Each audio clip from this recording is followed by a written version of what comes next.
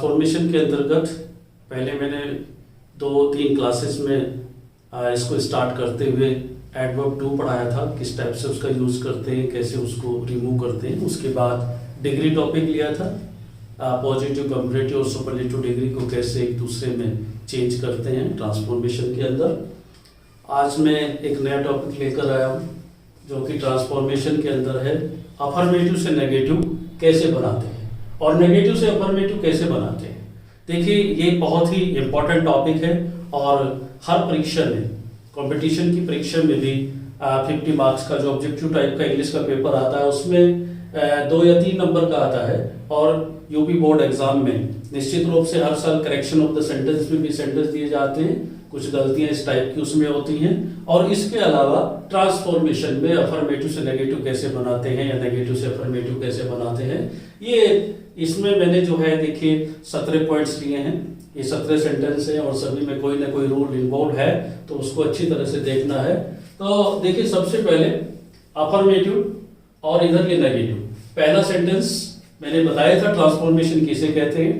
Transformation इस बात की अनुमति नहीं देता कि उस वाक्य का भाव बदलना चाहिए, वाक्य का भाव नहीं बदलना चाहिए, उसमें नेगेटिव भी बन जाए लेकिन सेंस वही रहना चाहिए। अगर नेगेटिव सेंटेंस है और उसका अफर्मेटिव बनाना है तो तब भी उसका भाव नहीं बदलना चाहिए, भाव उसका सेम भी रहना चाहिए। देखिए पहले सेंटेंस में हम देखते हैं कि he is a good boy, वह एक अच्छा लड़का है। यहाँ पर इसमें गुड एडजेक्टिव यूज किया है और यदि हम इसका बना देते हैं कि ही is not a bad boy तो इसका सेंस चेंज हो जाता है और इसीलिए हमने इसको बनाया गुड का, हमने यहाँ पर बैड अपोजिट ले लिया, ही is not a bad boy. इस तरह से एक तरह के तो कुछ सेंटेंसेस ऐसे आएंगे जिसमें कि हम अपोजिट वर्ड यूज करके उनके अफर्मेटिव से नेगेटिव बनाते हैं, अपोजिट वर्ड यूज करके बनाते हैं। और इसी टाइप से जब हम इसके विपरीत इसको लेंगे कि ही is not a bad boy, यदि नेगेटिव सेंटेंस दे दिया जाएगा और उसका अफर्मेटिव पूछा जाएगा तब हम इसमें से नॉट को हटाएंगे तो he is a bad boy रह जाएगा, क्योंकि ये सेंस चेंज हो गई है। इसलिए हम इसको बैड को गुड में चेंज कर देंगे, he is a good boy. फिर हम वहीं पर आ जाते हैं जहां से कि हमने सेंटेंस स्टार्ट किया था। दूसरा सेंटेंस है he was too weak to walk. देखिए ये एडवर्ब टू में जब मैंने रिमूव करना सिखाया था कि किस प्रकार से रिमूव करते हैं कि TWO2 को सो में चेंज करते हैं, TO2 को दैट में चेंज करते हैं, ये भी बात बताई गई थी। यहाँ पर तो ये अफर्मेटिव से नेगेटिव बनाया जा रहा है कि रिमूव टू करेंगे तो भी इसका अपने आप ही नेगेटिव बन जाएगा। और यदि ये सेंटेंस देकर इसका कॉम्प्लेक्स पूछा जाता है तो उसमें सो के साथ दैट आ जाता है, तो कॉम्प्लेक्स भी पूछ सकता है, नेगेटिव भी पूछ सकता है, रिमूव टू भी पूछ सकता है। यहाँ पर हम करेंगे इस टू को सो में चेंज कर देंगे। ये हमने यहाँ पर टू को सो में चेंज कर दिया और इस टू का हमने यहाँ पर ये दैट बना दिया। इस टू को सो में चेंज किया और इस टू को दैट में चेंज किया और उसके बाद पुनः वही सब्जेक्ट दैट के बाद लिया जो कि पहले सब्जेक्ट था, ही था पहले, यहाँ पर ही आ गया। कुड नॉट हमने इसलिए लगाया क्योंकि यहाँ पर वाज आया था। यदि यहाँ पर पास्ट टेंस था तो तब हम यहाँ पर कुड नॉट लगाते हैं और यदि यहाँ पर इज एमआर होता तो हम यहाँ पर कैन नॉट लगाते हैं। ये बात पहले भी क्लियर की जा चुकी है पहली क्लास में। उसके बाद तीसरा सेंटेंस आता है I am richer than he. ये सेंटेंस किसका है?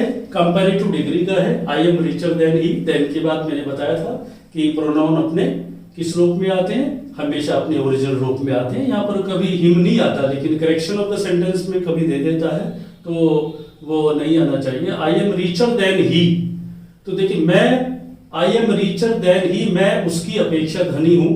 इसका मतलब ये हुआ जब हम इसका अफर्मेटिव बनाएंगे कि वह इतना धनी नहीं है जितना मैं, अर्थात I am richer than he is not so rich.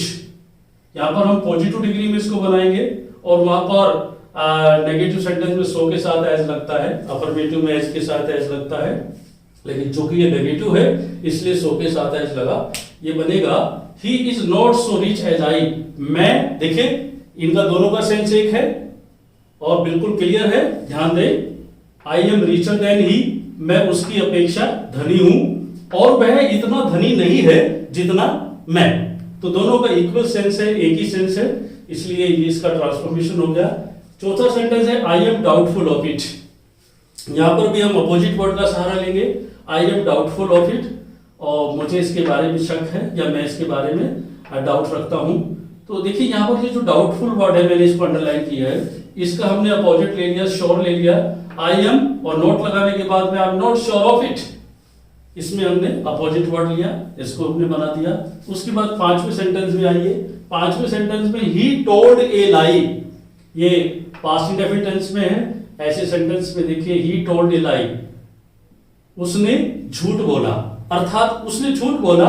अब नेगेटिव में हम क्या कहेंगे, उसने सच नहीं बोला। तो देखिए उसी टेंस का, जिस टेंस में वाक्य होता है उसी टेंस का हमने यहां पर हेल्पिंग वर्ब यूज किया। He did not speak the truth, lie का अपोजिट ले लिया, he did not speak the truth, उसने सच नहीं बोला। उसके बाद सातवें सेंटेंस में देखिए बहुत इंपॉर्टेंट सेंटेंस है, ये बहुत आता है एग्जाम में और कंपटीशन में भी बहुत आता है, यूपी बोर्ड एग्जाम में कई बार आ चुका है पिछले वर्षों में।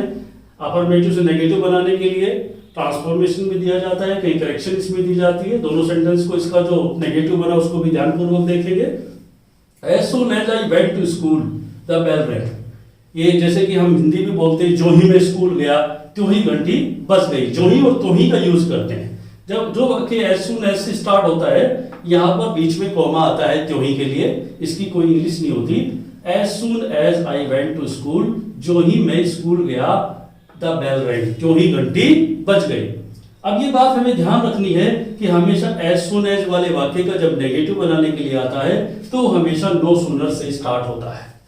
तो देखिए, और नो सूनर क्या करता है, नो सूनर अपने साथ देन लेता है, कभी भी नो सूनर अकेला नहीं चलता, वो अपने साथ देन अवश्य लेता है।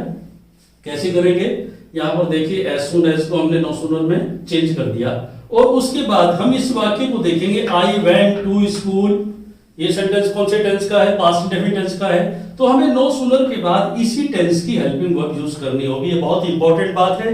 यहाँ पर कभी कभी ये हेल्पिंग वर्ब मिस कर दी जाती है, नहीं दी जाती और वो पूछा जाता है कि सेंटेंस को कंप्लीट कीजिए।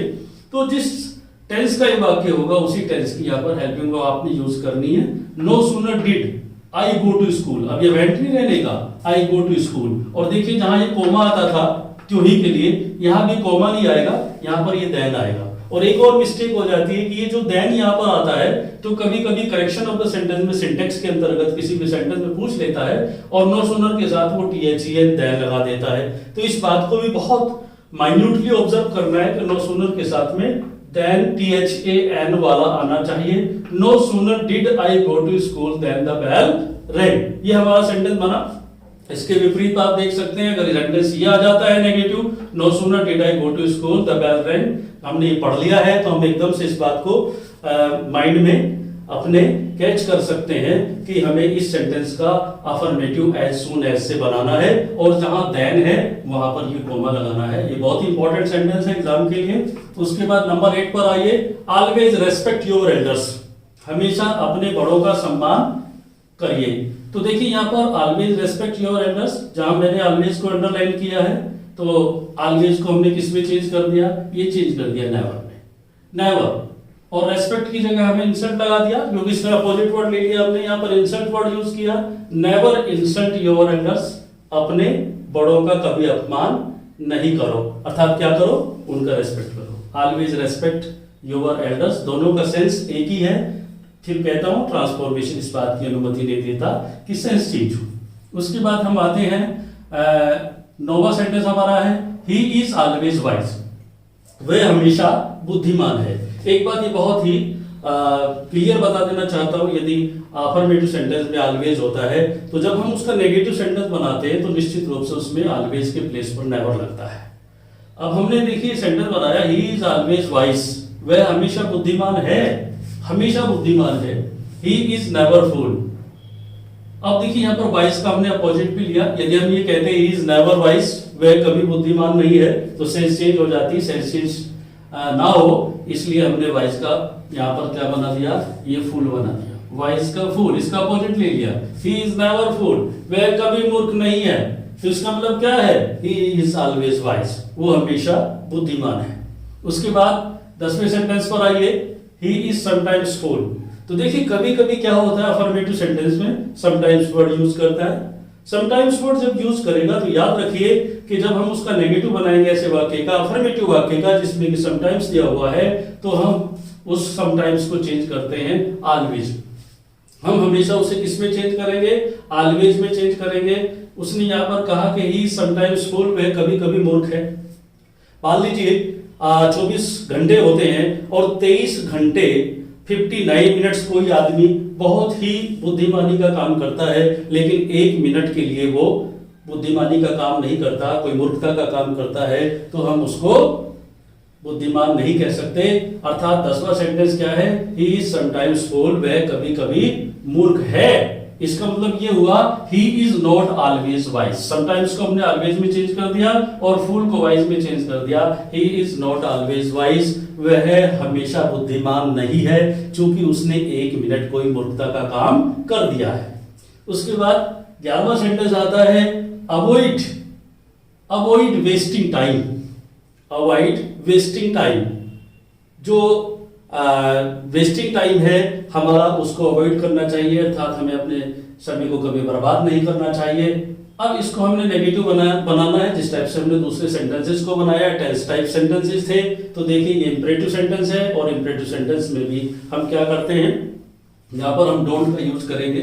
डोंट वेस्ट टाइम, समय बर्बाद ना करें, अर्थात अवॉइड वेस्टिंग टाइम, इसमें हम डोंट का यूज कर देंगे। उसके बाद नेक्स्ट सेंटेंस आता है 12वां सेंटेंस है he is the tallest boy in the class. सब जानते होंगे, डिग्री टॉपिक मैंने पढ़ाया है पिछली क्लासेस में, जिसने उस क्लास को देखा होगा, पढ़ा होगा, तो उसमें ये सब मैंने बताया है कि he is the tallest boy in the class. ये सुपरलेटिव डिग्री का सेंटेंस है, और कोई भी सुपरलेटिव डिग्री का सेंटेंस होता है, यदि उसको नेगेटिव बनाने के लिए पूछा जाएगा तो निश्चित तौर पर हमें उसकी पॉजिटिव डिग्री बनानी पड़ेगी। यानी वो कहता है कि he is the tallest boy in the class, वह कक्षा में सबसे लंबा लड़का है। इसका मतलब कोई भी लड़का कक्षा में इतना लंबा नहीं है जितना वह है। ये सेंटेंस आ जाएगा, इसलिए हमने इसको नो अदर से स्टार्ट किया। No other boy in the class is so tall as he. देखिए यहां पर सो के साथ एज लगा है, क्यों लगा है? क्योंकि ये सेंटेंस नेगेटिव है। नेगेटिव सेंटेंस में सो के साथ एज आता है और अफर्मेटिव सेंटेंस में एज के साथ एज आता है। No other boy in the class is so tall as he, कक्षा में कोई भी लड़का इतना लंबा नहीं है जितना वह है। उसके बाद 13वां सेंटेंस आता है it always pours when it rains. हमेशा बूंदा बांदी होती है व्हेन इट रेन्स, जब वर्षा होती है। हमेशा बूंदा बांदी होती है जब वर्षा होती है। इस सेंटेंस को हमें नेगेटिव बनाना है, अर्थात ऑलवेज को हम नेवर में चेंज करेंगे। It never rains but pours. It never rains, वर्षा कभी नहीं होती, बट पोर्स, पानी बरसता है, बूंदा बांदी होती है, पानी बरसता है, वर्षा होती है। उसके बाद 14वां सेंटेंस आता है एवरीवन लव्स हिज मदरलैंड। प्रत्येक आदमी अपनी मातृभूमि से प्यार करता है। याद रखिए, यदि यहां पर एवरीवन आता है, इच आता है या एवरीबॉडी आता है, तो इच को, एवरीवन को, एवरीबॉडी को हम कैसे चेंज करते हैं? एवरीवन आएगा, इच आएगा, हम उसको चेंज कर देंगे नो वन में या नन में। यदि यहां पर एवरीबॉडी आएगा, हम उसको नो बॉडी में चेंज करेंगे। अर्थात एवरीवन लव्स हिज मदरलैंड, प्रत्येक आदमी अपने देश से या अपनी मातृभूमि से प्यार करता है। इसका मतलब कोई भी आदमी अपनी मातृभूमि से नफरत नहीं करता। लव्स को हम हेट्स में चेंज कर देंगे। नो वन लगा सकते हैं या नन लगा सकते हैं, मैंने ऑब्लिक कर दिया, चाहे ये लगा लें या ये लगा लें। No one hates his motherland, कोई भी अपनी मातृभूमि से नफरत नहीं करता। 15वां सेंटेंस देखिए she was doubtful whether it was me. कभी कभी वो यहां पर इट वॉज आई लगा देता है, हमेशा it was me, it was him, it was them. She was doubtful whether it was मी। तो देखिए सेंटेंस को भी हम अपोजिट वर्ड से बनाएंगे। She was not sure that it was मी। यहां पर हम डाउटफुल का श्योर बना देंगे। She was not sure, sure में चेंज कर दिया इसको, और दैट का यूज करते हैं। एक बड़ी इंपॉर्टेंट बात बता रहा हूं, ये जान दें, यदि किसी सेंटेंस में ऐसे यहां पर वेदर होता है, तो जब उसका हम नेगेटिव बनाते हैं वेदर वाले वाक्य का, तो याद रखिए, मान लीजिए ऐसा सेंटेंस दे दिया, कंपटीशन में दे दिया, कहीं पर भी एग्जाम में, कि she was doubtful whether it was me, और फिर उसने अल्टरनेट दे दिए और उसमें कहीं दैट लगा दिया, कहीं वाट लगा दिया, कहीं वेदर लगा दिया, कहीं इफ लगा दिया, तो आपने कौन सा सिलेक्ट करना है?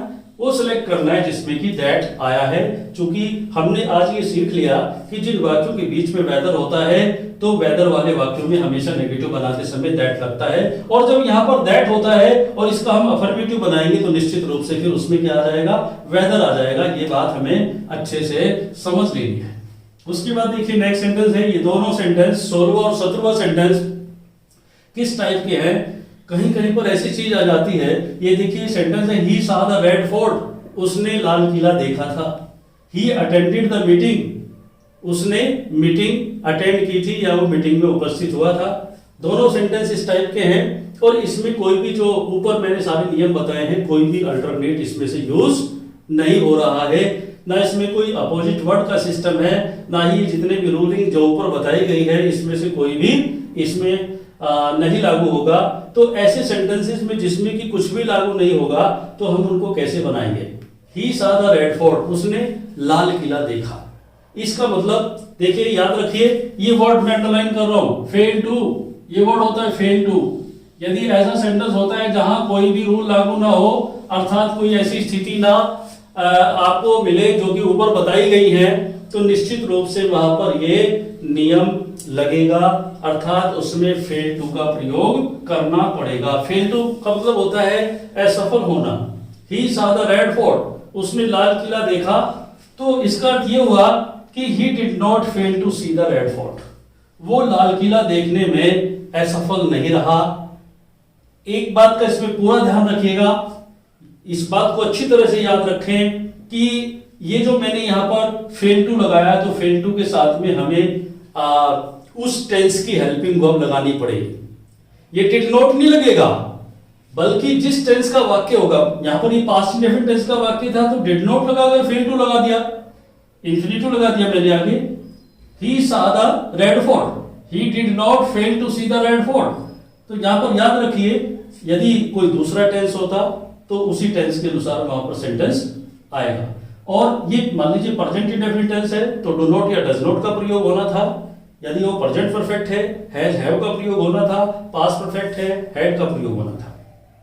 17 सेंटेंस में भी ऐसा ही है, ही अटेंडेड द मीटिंग, वह मीटिंग में उपस्थित हुआ। यहां पर भी ये सेंटेंस किसका है, पास्ट इंडेफिनिट टेंस का है, और ये सेंटेंस बना he did not fail to attend the meeting, वह मीटिंग में उपस्थित होने में असफल नहीं रहा। इस तरह से ये हम ट्रांसफॉर्मेशन के अंतर्गत अफर्मेटिव से नेगेटिव बनाते हैं। हमने ये अफर्मेटिव से नेगेटिव बनाए, लेकिन इसके विपरीत इनको भी देख लीजिए कि नेगेटिव से यदि ये नेगेटिव वाक्य दिए जाए और अफर्मेटिव पूछा जाएगा तो हम निश्चित रूप से ये बनाएंगे। अर्थात हमने अफर्मेटिव से नेगेटिव बनाना भी सीख लिया है और नेगेटिव से अफर्मेटिव बनाना भी सीख लिया है। दोनों का इंटरचेंज इस ट्रांसफॉर्मेशन में हमने कंप्लीट कर लिया है। और कल नेक्स्ट कोई हम अगले उसमें क्लास में कोई दूसरा टॉपिक लेंगे जो कि ट्रांसफॉर्मेशन से ही रिलेटेड होगा। अब ये टॉपिक आपका पूरा होता है। थैंक्स।